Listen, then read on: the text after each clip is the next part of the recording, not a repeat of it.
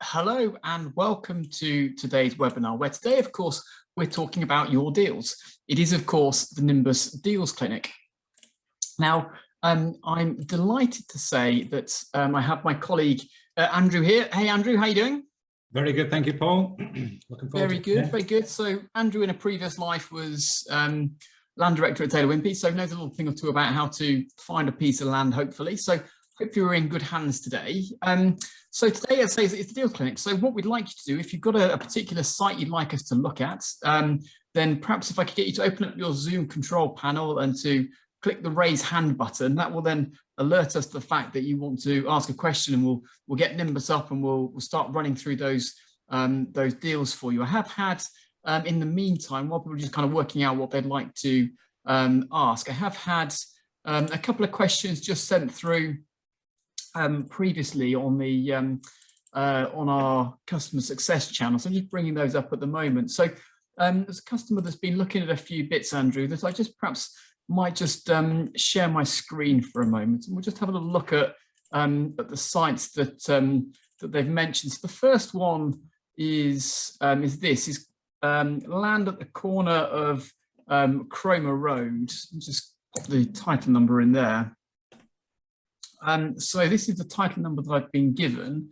Next to 33A Cromer Road is the land they're talking about. So I think that's probably not the title, but they're saying next to number 33. So I'm guessing it's somewhere in there, is it? Kind of where are they looking at with that? It doesn't look. Well, 33 is 33 A, B, C, D, E, and F. That's all 33 there. Yeah. Yeah, sure. See on the end there, maybe. Kind of perhaps what they're looking at. I'm not entirely sure about that one. 35 looks better.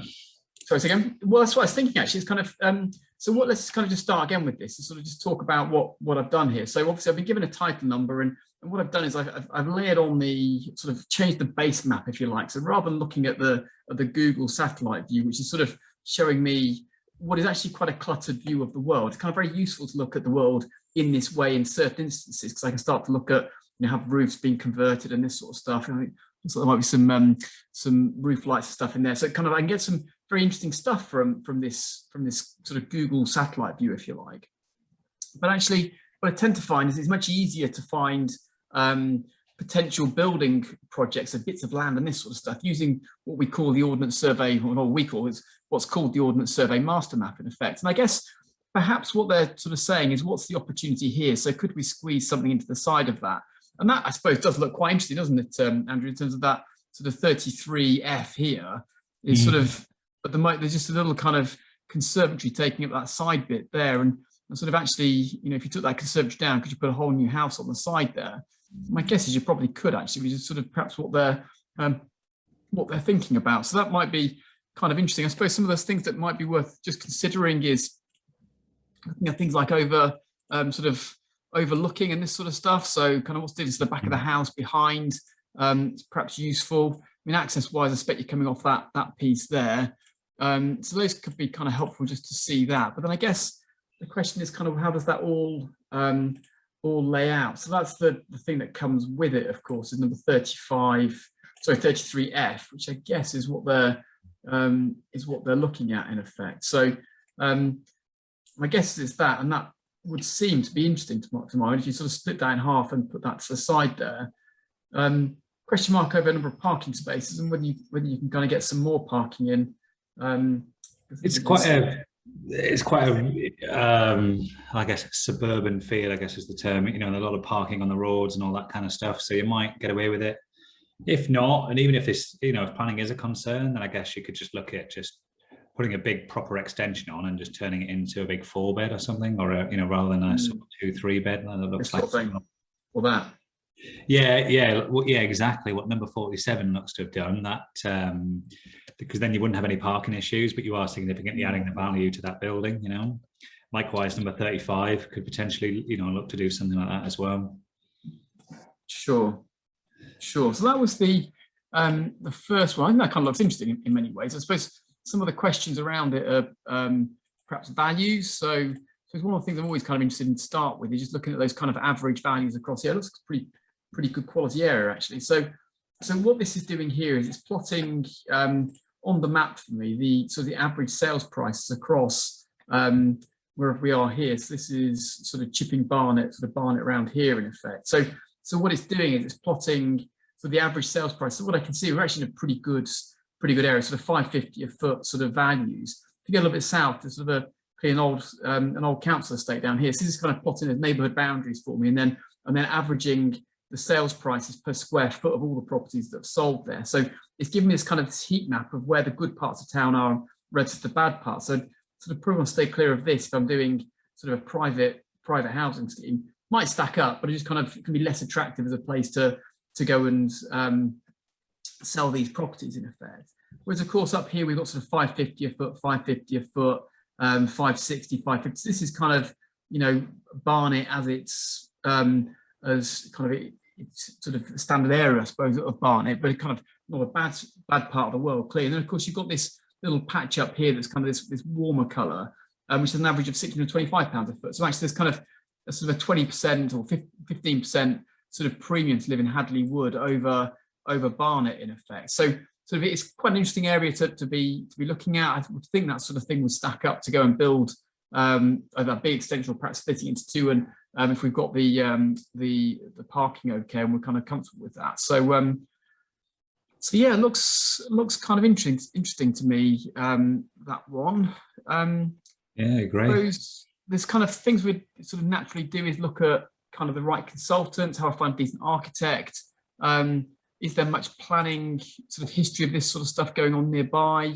So this is sort of the planning overlay, as we call it, which shows us sort of commercial applications with little blue spots, residential ones with little red spots, and the sizes of them dictate how big that scheme is in effect. So I'm guessing up here we've got a sort of a few little red spots that's conversion of a house into 2 residential dwellings. It's a similar kind of thing, I suppose. I got a planning ticket in 2016, so kind of perhaps could be interesting.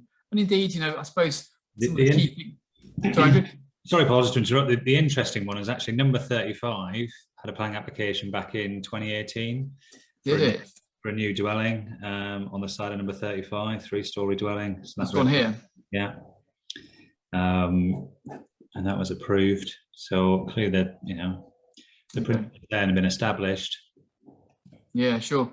And I guess if you're looking for an architect to go and help you with yours, then, you know, I guess it's kind of interesting because you're going to look at this and see, I guess there's probably some sort of an agent on here, agent name, there you go. So Mr. Taran Sora at Concept 55, and he'll probably be a pretty handy person to go and get in touch with to talk about the building sort of 2 doors down, because they'll obviously know the local councillors, sorry, the local councillors, the case officer and this sort of stuff, albeit not showing it on the portal in effect, but kind of a very quick way of understanding who those people should be to get in touch with in effect.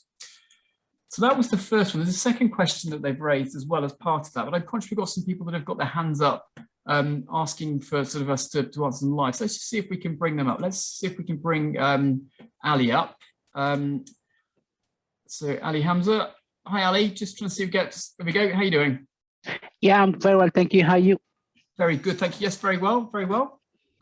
Yeah, yeah, thanks for the opportunity. I think the tool is great, but I'm just trying to understand as much as possible.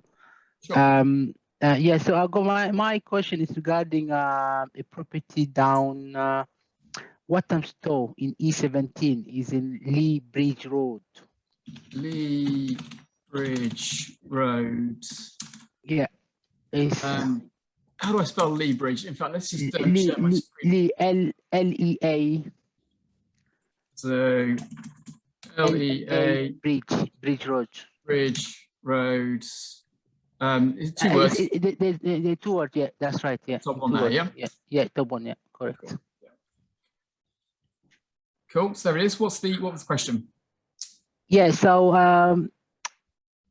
the plan is, so my question is, would I be able to utilize the class MA to convert into residential? Sure, I would think so. Let's play a bit of Class MA. It's one of my favourite games. Those who don't know, so Class MA is obviously the new PD right. So in effect, what's happened is that There's the new planning use class, which is Class E. Class E properties then up to, I've forgotten what the size is now, 1,000 square meters, something like that. 100. 1,500 is it now? Yeah. I should know this off by heart. I've kind of, my mind's gone blank. It feels like a long week this week so far. I'm only halfway through. So in effect, there's Class E buildings that then you can convert them to residential. There's a bunch of characteristics as to when you can and when you can't, in effect. And we've actually got a new strategy within the Elite Plus system, which will show us where those buildings are, in effect. So if we're looking here for Ali, I'm just going to clear this search for now, because that will just give us kind of an easy way of looking at this. Then, again, I feel like I need to do my usual starting point, which is kind of understand kind of where we are. Which is there's kind of Stratford down there, Forest Gate and stuff. So let's just kind of quickly look at the market. So we've got some pretty strong values. They're kind of they're pretty reasonable around here. So it's looking pretty likely that we can, quite frankly. The Class MA conversions don't allow you to then use Class L, which then would convert you from residential into HMO. But I can't resist looking at that, because I kind of just feel like it's if I can establish the change of use and the principle of change of use under a Class MA conversion, I can always kind of go back in for my HMO. So I kind of like to get that understanding of, well, is there a marketplace for outright sales? Well, yes, values look pretty strong. Is there an HMO marketplace? And of course, is there any yield in that area as well? So it sort of looks pretty reasonable in terms of 4 or 5% yield off the back of renting this sort of stuff out as well. So let's shoot back down to Lee Bridge Road, which I think I may have lost now. Actually, let me just go and check off. Let me get the right one again. Sorry, I can't. Bridge Road, London. Just make sure I've got the right. I think it's here, but I'll just go and check that to make sure I've got it wrong. There we go. So let's jump on and put the Class MA strategy on. So here we go. Class MA is this one. So there is your answer. Yes, lots of it is the sort of the key answer to it. So what have we got? There's kind of along the high street itself, you've got I suppose the calculations working off the back of taking retail units on the ground floor and any upper space as well, and converting the whole lot. Yeah, that's correct. And my number is 867 precise. 867. Yeah, sure. Let's have a look. So 867, right, so we're miles away. Let's go and shoot up here then. So 867. I could be easier with this, and I could just type the address in, it would probably be easier, but let's just keep. But there's lots of opportunity along here, isn't there, to be fair? That's the thing. So 867. So 858. 867. 867 is saying yes, actually, because I guess that's 867 there, isn't it? So there's 867. So yes, it's saying that you could convert that to residential and make a profit off the back of it. Let's have a look at the location and see what we think of it. So I think the answer is I think you could is the answer. Yeah, it's quite a secondary high street, isn't it? And you've got kind of resi in the middle there. So I would think you probably could. I think 867 is less interesting than 865, actually, if I'm honest. Yeah.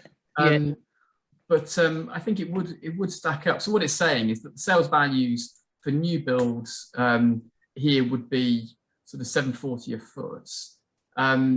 Converting it would be sort of £135 a foot, and it's then sort of saying you'd be paying sort of 445 based off a rental level of £26 a foot across the whole building and a 5.5% yield. So it would look possible. I quite like the fact you've got a rear access to it as well. So so that might be interesting. So the people that own it are actually trading from that address. So Richards Ilford Limited trading from the address. They bought it in 2017. It's all zone A and zone B, sort of 500 square feet. It's bigger than the minimum size you'd need. I think 370 square feet you need for the play standards and stuff. Yeah. It's not listed, doesn't flood, obviously. So So it kind of looks okay to me. What are your thoughts are, Andrew? Yeah, one of the questions I was going to pose to you, Paul, was more, you think if they're operating out of that, they're probably less likely to sell, maybe, like, I mean, I don't appreciate it's always worth the discussion, but I think, like you say, when you're trying to sort of focus on which ones to look at, if you've got someone trading out of there, you've got to think, what's that mindset if you're approaching them? They're now thought that, if you're saying, look, I can offer you this for that building, you're almost pretty much saying, do you want to give up that business, or, is there another location? And they might say, well, look, I'm quite happy to move to another location. What you've offered me is fantastic, but I've got to find that location. Like, I think you've just got to try and consider what that implication might be. Whereas another landlord who says owns 10 different properties and this just happens to be one, and maybe it's not as performing as well as the others, and someone comes along and says, I'm going to give you, top dollar for it, then maybe they say, oh yeah, I'm quite happy to cash in that particular one and readjust the portfolio accordingly. So that's the only other thing I would think about with that. Yeah, thank you, Andrew. I guess this is actually on the market now. Okay. This opportunity, I'm telling you, and the owner actually had a planning refuse back 2 years ago, I believe. Let's have a quick look up on mine as well. Let's see what the planning was. I'll show you on the information panel. Whether they there is something on there. There's fascia. It's just like a sign or something. Unless it's one of these other. Oh, there you go. It's 67. There you go. Yeah. There is. Yeah. There's a couple of other ones around there about converting the shop into a flat, and a few others like that. So I mean, I think, yeah, the only thing with that is it would just be the ground floor, whereas I think in the one next door, is that the ground floor as well, or is it the upper parts? So when you click on the property, if you look at that breakdown of when you click on the MA pop-up, you've got the title number, click on that, it brings up the information panel, and under the commercial uses and sizes and rates assessments, it gives you the full breakdown. And interestingly, you can see the one that you're looking at is just the ground floor, whereas the one next door, where we're talking about making a 78% return, that actually has upper parts, which are just used as internal storage. Therefore, there's a much bigger value uplift to be had by speaking to the person next door, and obviously the one for sale. I completely accept the other one's for sale, so that we know we've got a willing seller. But I would absolutely be speaking to next door to see whether there's an opportunity there, because you can convert the upper parts for a big uplift and then still convert the lower parts as well, and still make a turn on that as well. Sure. Yeah, thank you. That's very useful. And I think this can also kind of where that sort of obsession that I have at the start of this to look at the HMOs is kind of perhaps interesting as well, because I suppose if you put the two together, it probably becomes quite interesting in terms of you sort of got this, that I guess is part of yours, isn't it? So it's this is the kind of the whole title here. And so whether you could use the access to the upper parts, I guess if that's the access upstairs, but then whether you can kind of use that to get into the ground floor or not, and then equally if you can then do the whole lot, so you've got kind of both together and then the upper parts of that, because that's now storage upstairs, isn't it? What we're saying. So yeah. Then that kind of HMO becomes kind of quite interesting. What I was thinking of was kind of interesting is that you've also got at the back of this one, you've got little courtyards, which is actually quite useful, because it means then that sort of the split is much easier. How you're going to get your you've got some sort of front window here, which is probably a lounge of some sort, isn't it? Which is probably what they've got up here. Sort of a lounge at the front, and then at the back, then you've got your kind of bedroom or perhaps 2 bedrooms or something, and some sort of kind of kitchen, lounge, diner at the front in effect. So I think that probably works okay actually. My fear is I don't really think it's clearly not a primary high street, so I don't think it's going to be sort of a challenge necessarily to get that out of that. And I think you've got this sort of split frontage anyway, so I can't see that being being kind of protected. I think the outdoor space point is a good one. We're hearing a lot about obviously lenders wanting to see, outdoor space, balconies, all of that kind of stuff. So that does give you a distinct advantage being able to offer that, certainly with that first one, the one that's on the market. So I think you've got to factor that in as well. Especially if you want to open up those options. Obviously, if you're renting it, then it's your own call. As long as you think you can get someone to rent that out. But if you're looking to then sort of refinance that, then you've got to just think about what lenders are willing to lend, without sort of balconies and outdoor space and all that kind of stuff. They see them as higher risk in this sort of post-COVID world. Yeah, but it's got that, hasn't it? So it's kind of so it looks pretty looks okay for that, really. So I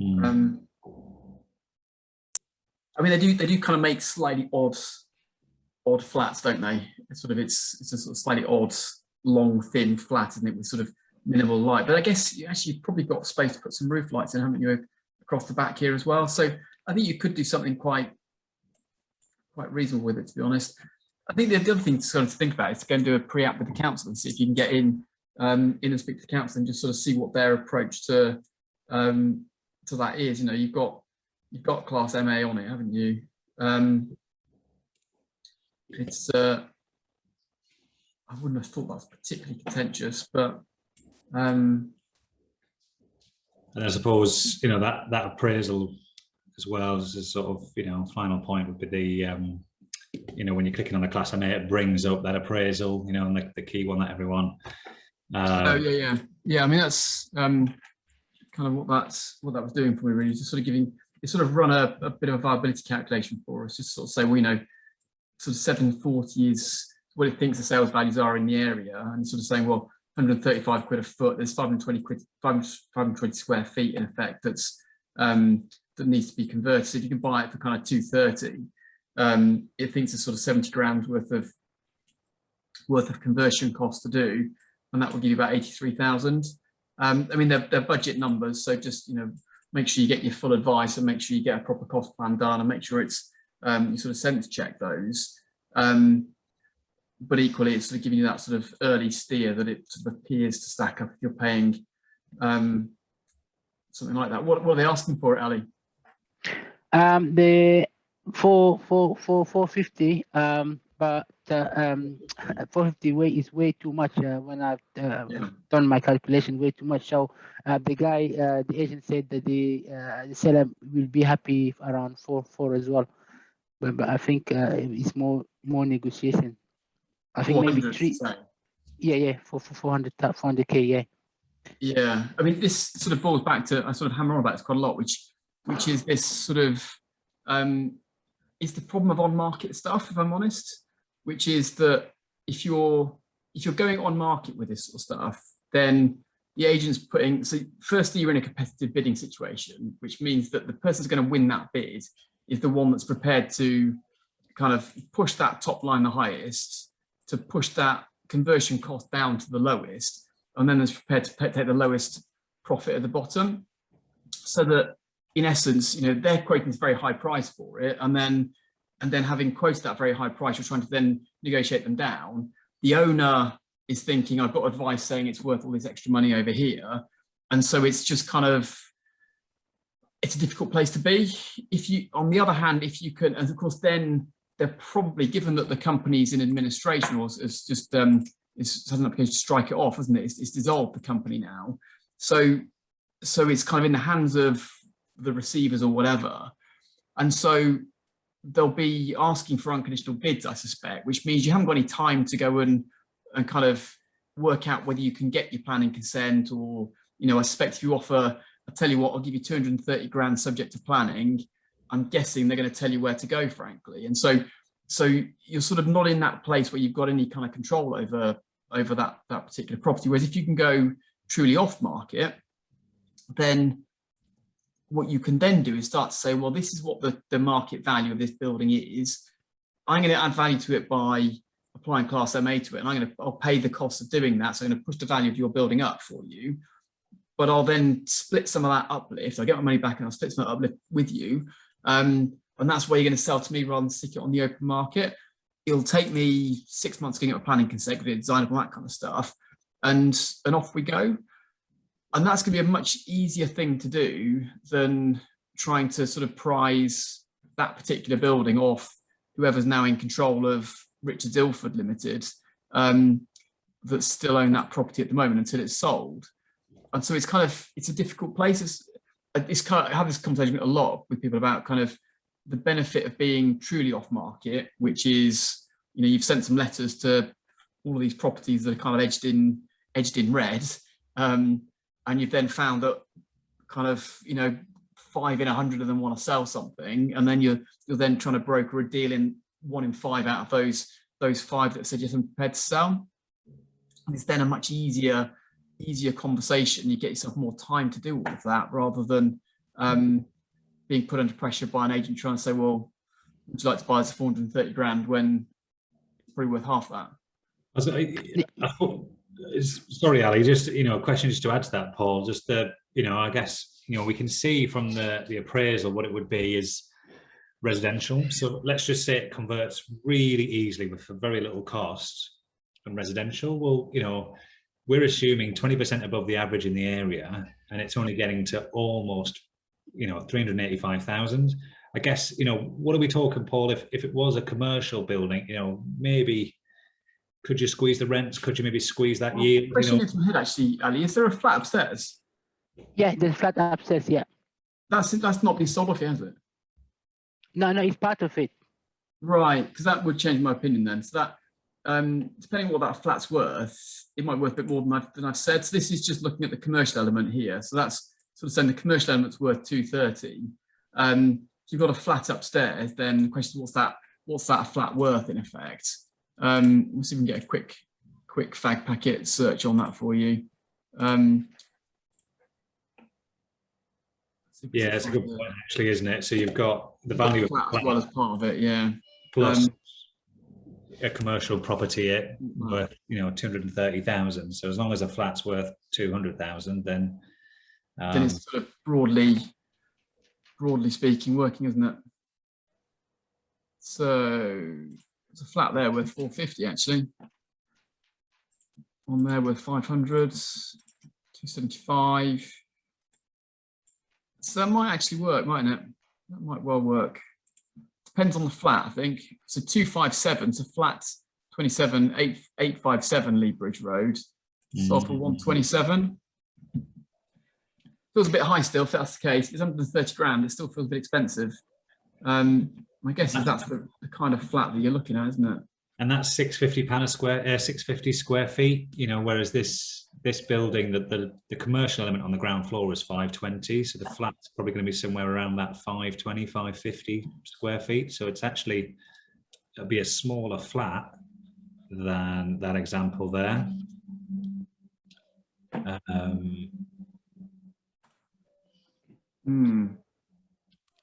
And so, yeah, you're looking at sort of 150-ish, you know, a commercial value, you know, we're looking at that commercial value at about 230. So now you're at, what's that, sort of 370, 375, you know, sort of combine the two values together. If you could convert the ground floor, you're then looking at an additional value, about another 100K. So I think you know, that sort of, the price they're asking is probably suggesting that they're anticipating there's a bit of hope value in there that you can convert that ground floor to a higher value, basically. Okay, yeah. So what do you think the maximum purchase price should be? I'll let you work that out, I think. Give you all the tools you need to kind of work out what sort of how it makes up and what's around it. I just wonder if there's anything interesting on the commercial availability as well, because that might just throw something interesting up. Let me just clear the search for a second. I mean, it's clearly hope value, isn't it? Because there's not going to be vast amounts of interest in the unit itself as is, I suspect. It's not a particularly sort of good retail pitch, is it, quite frankly? It's it's all a bit sort of off pitch and a bit secondary really. So I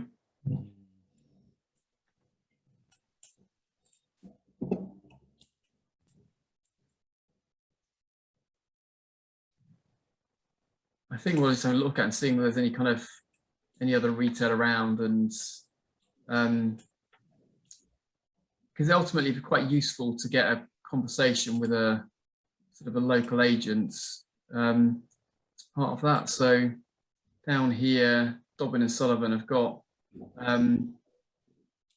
Bright Sparks home store on the market, 1,500 square feet there, 52 grand, which might be useful. Just have a chat to them and see what, you know, Chris Harding or Nick Robinson might be able to kind of give a bit of a feel for it, kind of just get a bit of a local sort of chat with them about it. Presumably you'll need a valuation doing as part of maybe the bank or something anyway. So maybe you can get a bit of free advice from these people and see if they give you a bit of a steer on that. Stretton's have got William Hill unit on the corner of Lee Bridge Road, further down the road on.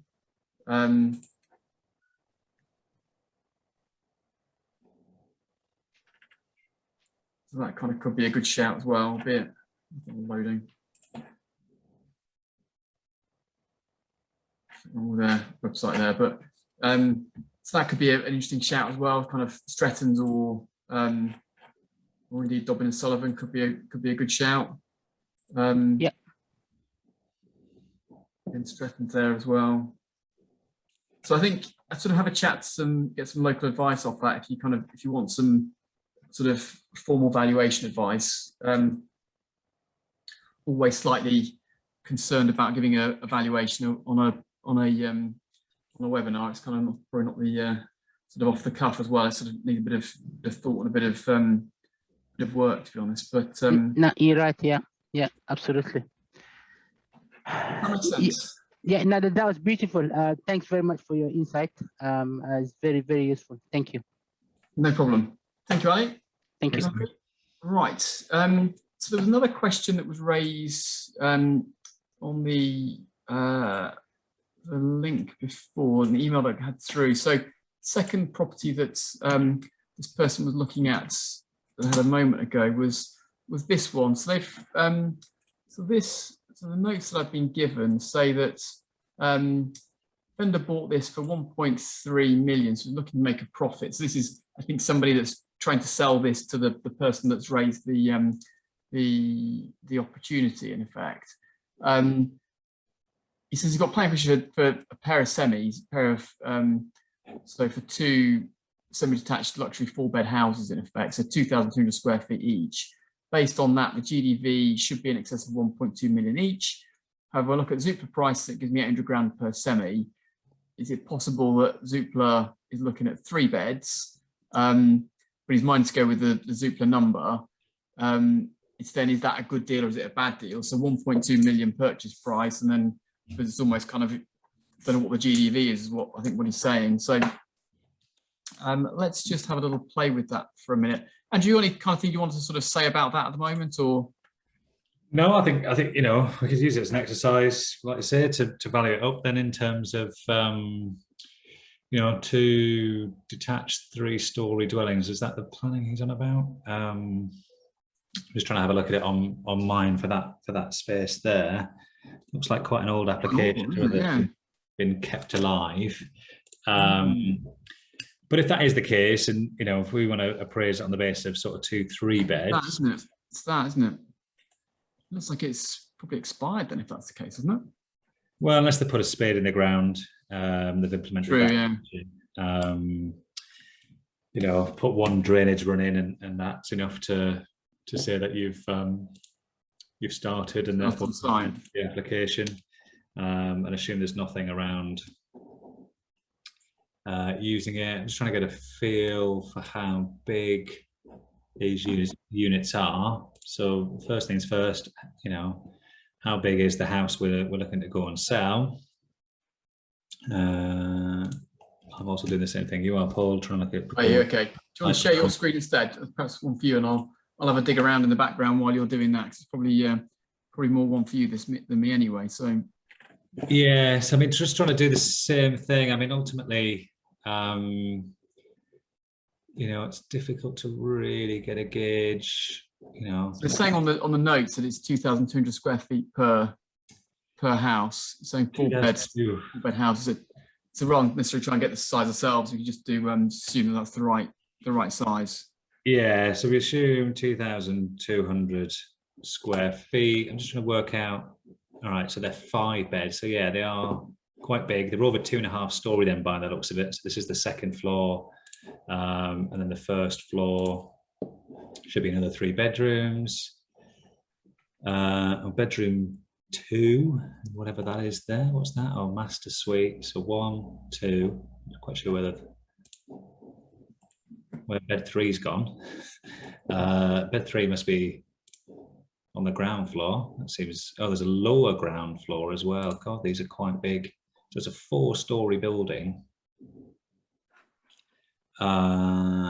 which suggests levels, isn't there, going on? You've got this like, yeah, retaining wall along here. Looks like there's one through here. Set of steps here. Looks like some steps through here. So the 3.5 meter, I think, levels difference across the back of the site to the front of the site, isn't there? I think 73, 71. So yeah, 2 meters. It's not huge over the course of what must be about 30, 40 meters or something. So it's not.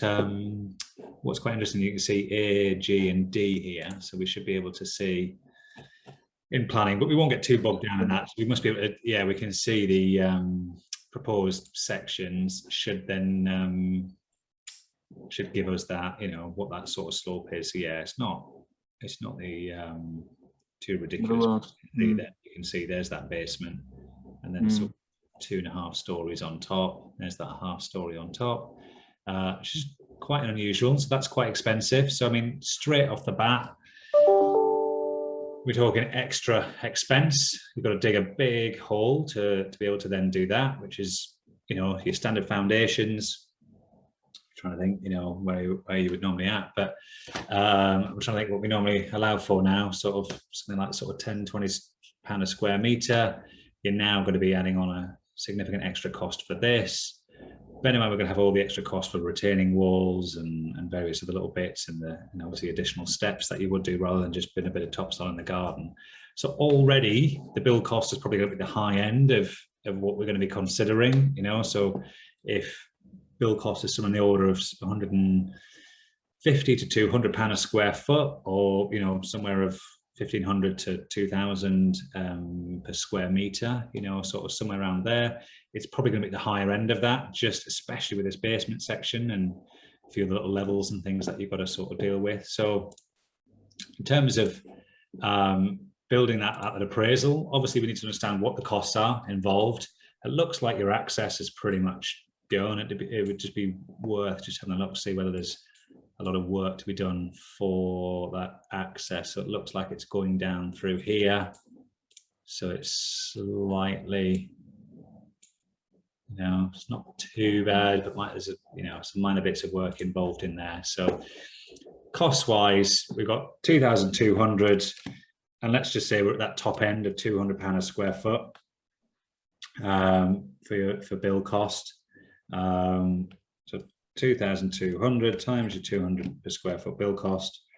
It's costing us 440,000 to build it. And let's say that £200 a square foot is quite high. So let's say it covers off additional costs for getting in and all that kind of stuff. Then we want to work out what we're selling these particular units for. And that is then where we come to sales comparables types. We're looking at the residential comparables. So we're going to apply that search around here.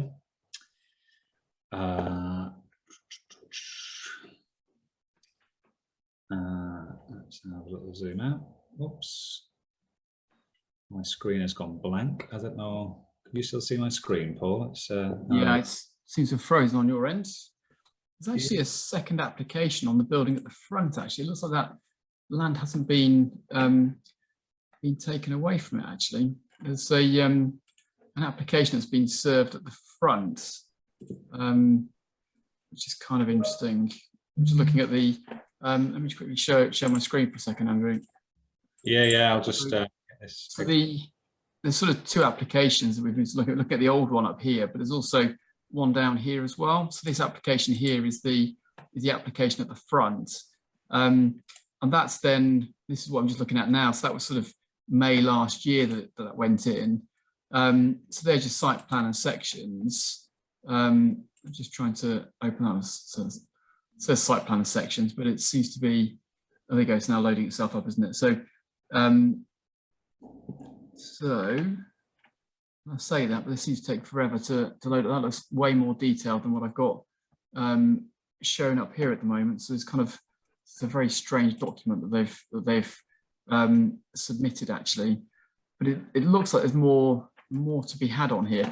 I think what's probably most helpful just at the moment, so as we're kind of trying to wrestle with the planning applications, is just to understand the area itself. So I mean, it looked pretty good to me. So if we just sort of switch on the sort of sales values, there's kind of 587 average sales values in the area. So I would usually assume kind of 20% more than that would be kind of a usual standard kind of GDV for a new build. So somewhere up at about £700 a foot would seem pretty sensible. And kind of what was also interesting is that as you kind of look across this area, it's actually quite a good part of town. So, you know, we're sort of 580 a foot, 590 a foot, these sorts of things. So sort of quite a strong part of town that we've picked up. And as you kind of go west of the M1 over here, then you sort of the values do drop off. But of course, the area we're in here is actually quite strong.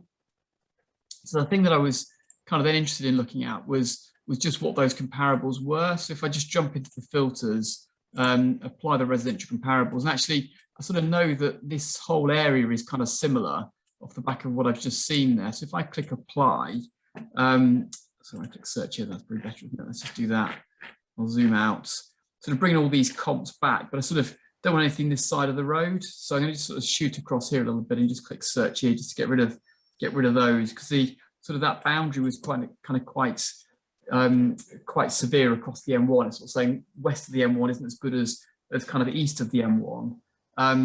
This is bringing back all those properties that have sold, and I can then just drop those into Excel. Because I'm sort of expecting to see a £700 a foot sales value in effect. So we've got kind of 680, 700, 700, sorry, 700, 750, 700. So the last three sales, one of those is actually kind of a couple of thousand square feet. So I think the sort of the simple way of doing that is saying, well, actually, what the email says is that there's 4 semi-detached houses each at 2,200 square feet, and sort of GDV then would be in excess of 1.2 each. Well, I would kind of agree with that actually, because it looks to me like £700 a foot is clearly demonstrable in that area. And actually, there's a sort of 2,000 square foot unit there that sold about a year ago that was 1.5 million, and so it sort of would seem like those values aren't unrealistic actually. 1.2, assuming that sort of 2,000 foot building sort of lays out neatly, and it's so there's a property there that's 1.5, so that's number 27 that is there. So we just see if we can find that on Rightmove, because that would be quite useful. So number 27 is this one. So this is what 1.5 million looks like in that area in effect. It's all quite neat and tidy. It's quite a nice house. Floor plans on there say it's 2,120 square feet. No garage or anything, but that would seem. Two-story versus the I appreciate. Let's just assume that we were looking at the right application and the drawing as we were looking at. Then the same square footage over 4 stories won't command the same pound per square foot, or that's sort of my experience. But this is a great example at 1.5 million, and certainly you want to be pushing, and I think certainly your sales, you want to be pushing like this. I think for your landowner discussion, or in terms of that, appraisal with the purchase, maybe trying to be more conservative, but with a view to then pushing it when it comes to selling a unit. certainly later on. I think the only other thing that I would tend to do when I see those comparables, Paul, is then just filter by size and sort of, you know, so you can, okay, like which ones am I working at? So if we say, well, look, we're around 2,000 square feet, you know, try and look at all of those ones that are around that 2,000 square foot mark. And on my one, this was something detached that sold at 925, and that's what the layout was. That's what you got, sort of second floor as well. There's no basement on that one, but then that sold. So that was 40 Milton Road that came off the little spreadsheet here. So that was the top one, which is that one. So that sold for 925. It was 1,325 square feet. Again, sort of £700 a foot. It's, you know, it's a nice finish. It's a reasonable finish, but it's nothing too insane. So if you are getting 2,200 square feet, if you've got kind of half in the roof and half in the basement, maybe, and you perhaps discount that by half, I suppose you're perhaps paying half that price. Perhaps it's 350 for the top floor and 350 for the basement or something like that, but 700 for the middle. So you've got 1,100 square feet at 350 and 1,100 square feet at 700, which would feel like it's up at that sort of level that he's thinking it needs to be at. So 1,100 times 700 gets me to 770. Obviously, I could have done that calculator, couldn't I? 350 times 1,100 gives me 385. So plus 770, 1, 2, 3. It's 1.15. Even discounting the second floor and the basement at half price, often you do sort of 2/3 rather than half. So I would think that those figures, broadly speaking, stack up. I don't know how. I haven't sort of managed to pull the planning application in a way that sort of makes an awful lot of sense at the moment. So perhaps we just need to look at that and just see if we can get a. Well, what did you say you roughly sell those for then, Paul? Well, it's saying 1.15. So if you've got 2,200 square feet and you've got half in the basement, half on the top floor, then that would seem, you know, discount that to half for 700 quid. It would seem sensible. It looks like that's very much basement rather than, yeah, sort of, perhaps it's a bit constrained at the top there, but even if we said crudely, you know, 2 million quid, you know, you get 1 million each for the 2 units. It's costing you 450 to build. Profit, we want to be making 25% on that GDV at £2 million. You want to make $500,000. In terms of a land value, and obviously this is very crude, you know, in terms of, actually they've got 4 units on there now, haven't they? Rather than your basement's got a game room and sort of gym and this sort of stuff with the light well at the front, and then you've got the ground floor. That's your first floor. There's your ground floor. They've put 4 semis, haven't they? Yeah, which, I mean, to be honest, it's just an exercise to be done. You know, like I say, you know, if you're in a really high value area where people are willing to pay multiple millions of pounds for, you know, a good 4 or 5 bed house, you know, with, you know, plenty of space, etc. You've got to balance that with, well, what are people paying for a semi, and therefore, you know, because ultimately the parking's the same, you know, more or less. But, you know, on my crude maths, you're getting to pretty much £1 million for that site. Obviously, I haven't done it on 4 units, but then that's one scenario. We then run it on 4 units as well. So what are, you know, circa 1,500, you know, semi-detached units selling for, you know, run through that exercise, get those prices, get comfortable with, right? You know, we'd sell those at 650 or 700. 700 times 4, we're looking at 2.8 million. Maybe the build cost is slightly higher. You've got more kitchens to put in, all that kind of stuff. You know, maybe that's more like 750. Minus that, obviously you still want to make your profit, $500,000. You're getting to 1.5 million. So, you know, very, very crudely looking at it, then I think, you know, you probably are going to be better off doing 4 units rather than 2, unless there's a real premium to be had. And in that instance, I'd be speaking to local agents, estate agents, getting a feel. Look, if we came to the market with this house, this kind of spec, what would you be pricing this up at? It's going to give you a bit more confidence than just thinking, right, well, that one down the road sold for this, that one down the road sold for that. Because I can guarantee, the sales teams, when I was at Taylor Wimpey, sales teams are not only just trying to sort of work out what they think it's worth, they're speaking to local estate agents, getting a feel exactly what, they're going to put these houses on the market for, how much they might have to discount them to get them to sale. And that's the kind of values that we're going to put into that appraisal when we're looking at this from from that scale as well, So just this perhaps interesting here. So what I've done here, just so people kind of know, is I've run a planning export. So in Nimbus, we have this planning export. So what it does is it goes off and it looks for residential planning applications. So what I'm trying to find is a similar planning application to the one that's now being proposed to buy. And then off the back of that, it then links it to the ownership information. It then says, well, when did that property last sell and what did it sell for in effect? And so sort of quite quickly what I've done, so I've just filtered this to say, show me any properties that have sold in the last 3 years. And on the left-hand side, I've got planning applications for those. And sort of just a really quick sort of glance through this. There's a planning application here to knock an existing building down and put 2 new 2-story detached dwellings on that site, with rooms in the roof as well, which kind of makes it sort of vaguely similar in many ways. And what this is then coming out at, so this is 1 Mayfield Avenue, London, and I can go and click on that link. So in effect, looking across the whole of Barnet in effect, but I want to get a feel for what those sort of land values are in Barnet.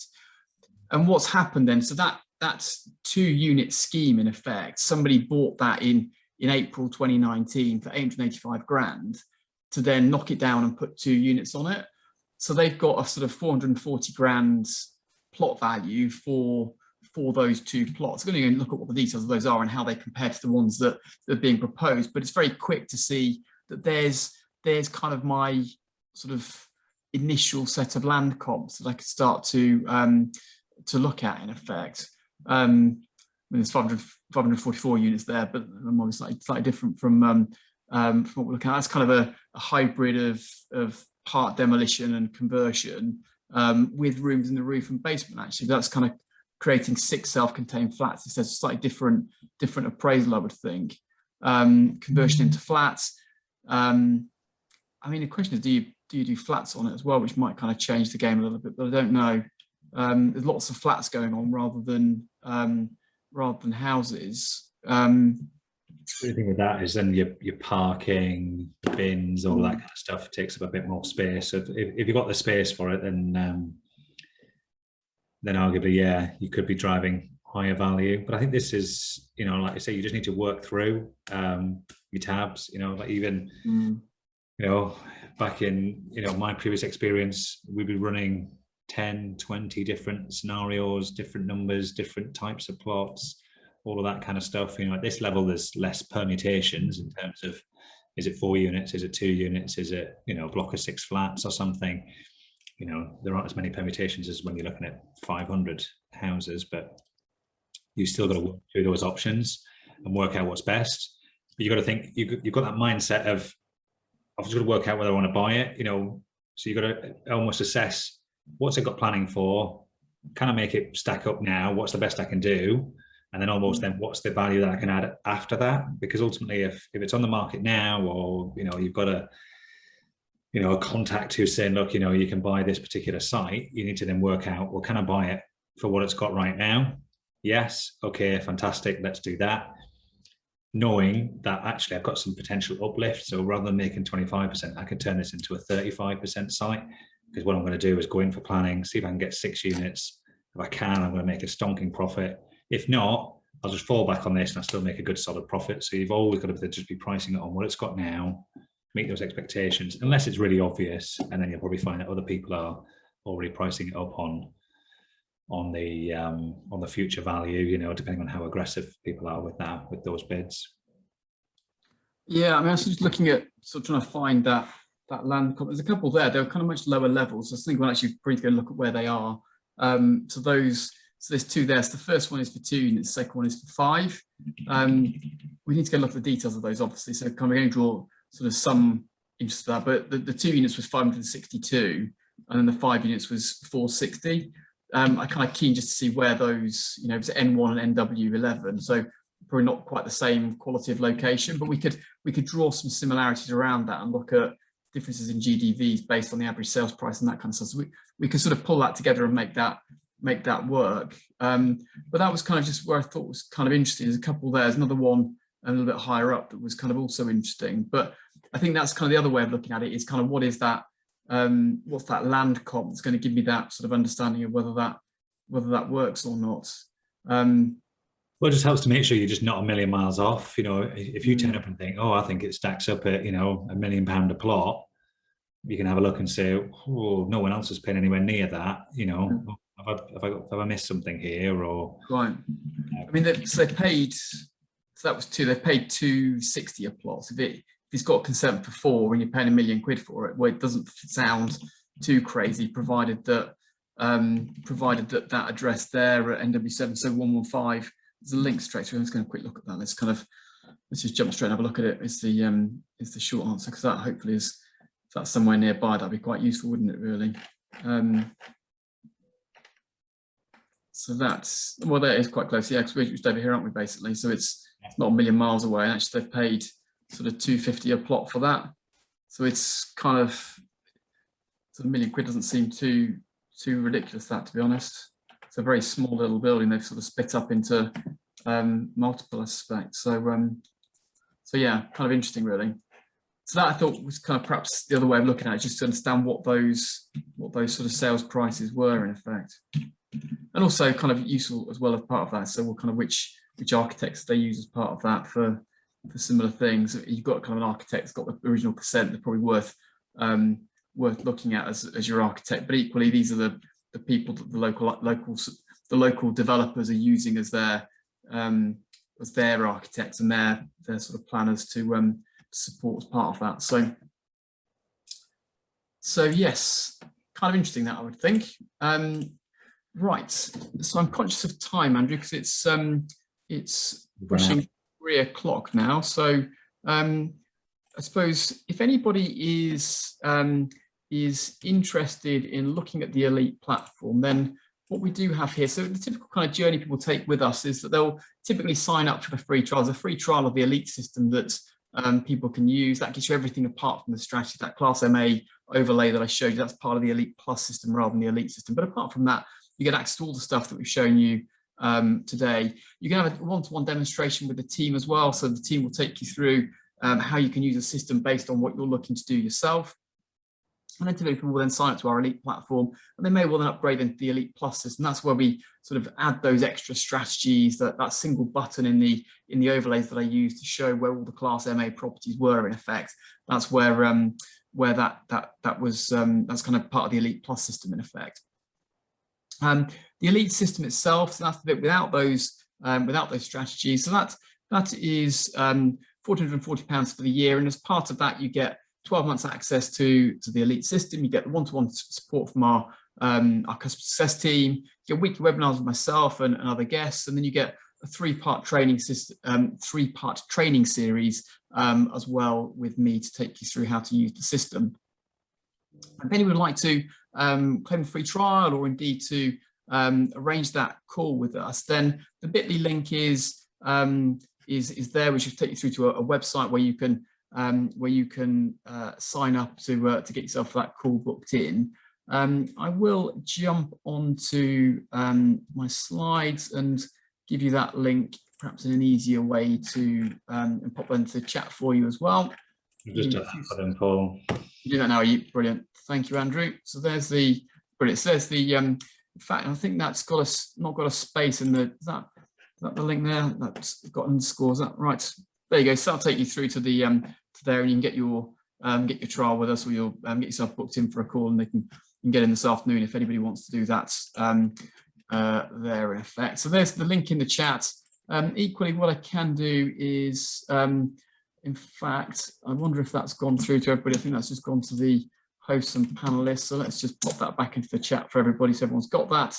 If anybody would like equally to just use the poll, we'll launch that now for you. So you want to, if you'd like to have a follow-up call, if you just click yes on the poll here, that's the other way in which you can get us to get in touch with you as well.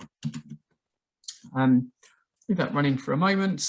And then really just finally, all that's left for me to say is firstly, thank you, Andrew, for your time today. That's been very useful. Thank you. And then thank you all for watching. Hope it's been useful today. I've certainly enjoyed myself. So thank you very much indeed for your time today. I've been Paul Davis. We've been Nimbus Maps. I look forward to seeing you again soon. All the best. Bye for now.